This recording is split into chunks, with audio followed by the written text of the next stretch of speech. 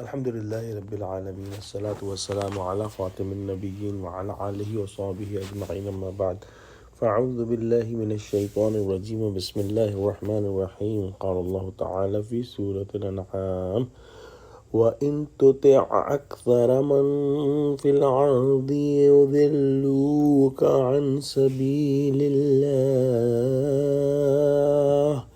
إِن يَتَّبِعُونَ إِلَّا الظَّنَّ وَإِنْ هُمْ إِلَّا يَخْرُصُونَ۔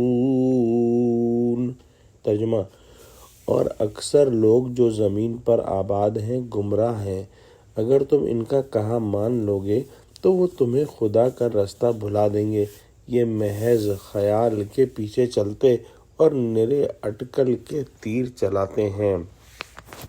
یہ بات ہمارے مشاہدے میں ہے اور تاریخ بھی اس بات کی گواہ ہے کہ دنیا میں ہمیشہ فہم رکھنے والے لوگ، تحقیق کرنے والے لوگ اور بااصول لوگ تھوڑے رہے ہیں۔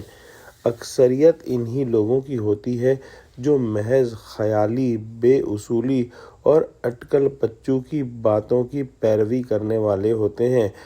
اگر تم اسی اکثریت کا کہنا ماننے لگو اور بے اصول باتوں پر چلنا شروع کر دو تو خدا کی بتلائی ہوئی سیدھی راہ سے یقیناً بہک جاؤ گے۔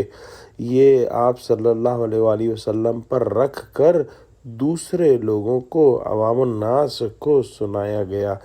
جاہل عوام کی انہی بے اصول اور اٹکل پچو باتوں میں سے ایک وہ تھی جو انہوں نے ذبیحہ کے مسئلے پر نکتہ چینی کرتے ہوئے کہا تھا کہ جو جانور طبعی طور پر مر جائے، یعنی گر کر مر جائے، چوٹ لگ کر مر جائے، گلا گھٹ کر مر جائے، جس کو میتہ کہا جاتا ہے، اسے مسلمان حرام کہتے ہیں، حالانکہ وہ خدا کا مارا ہوا ہے، اور جو خود ان کے ہاتھ سے مارا ہوا ہو اسے حلال سمجھتے ہیں۔ یہ عجیب بات ہے، اس کا جواب اگلی آیتوں میں آ رہا ہے۔ حضرت شاہ صاحب موضوع القرآن میں فرماتے ہیں کہ یہ کئی آیتیں اس پر اتریں کہ کافر کہنے لگے کہ مسلمان اپنا مارا کھاتے ہیں اور اللہ کا مارا نہیں کھاتے۔ فرمایا کہ ایسی ملمہ فریب کی باتیں انسانوں کو شبہ میں ڈالنے کے لیے شیطان سکھاتے ہیں۔ خوب سمجھ لو کہ حلال و حرام وغیرہ میں حکم اللہ کا چلتا ہے، محض عقلی ڈھکوسلوں کا اعتبار نہیں۔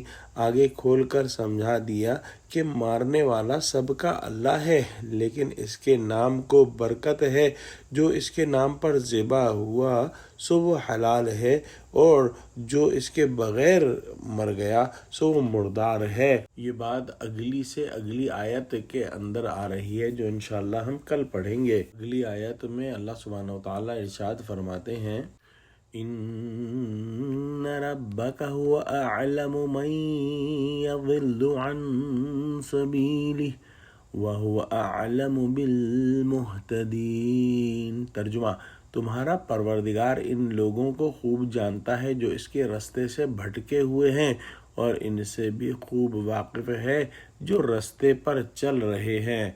گویا اللہ سبحانہ وتعالی کی طرف سے دلائل صحیحہ کی بنا پر تم نے رسول اللہ صلی اللہ علیہ وآلہ وسلم کی نبوت اور قرآن کی حقانیت کو تسلیم کر لیا اور کلی طور پر اس کے احکام پر ایمان لا چکے، تو اب جو چھوٹے معاملات ہیں، جو فروع اور جزیات ہیں، ان کی صحت کو تسلیم کرنا بھی ناگزیر ہے۔ اگر ہر چھوٹے اور بڑے حکم کو تسلیم کرنا ہمارے عقلی قیاسات پر موقوف ہو، یعنی جس کو ہمارا دل اور دماغ تصور کرے اس پر ہی مبنی ہو، تو وحی اور نبوت کی ضرورت ہی نہ رہے۔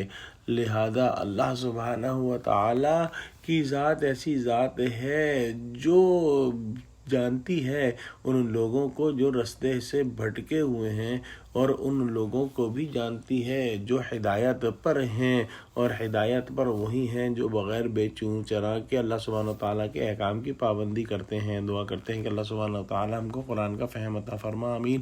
وآخر دعوانا الحمد للہ رب العالمین۔ السلام علیکم۔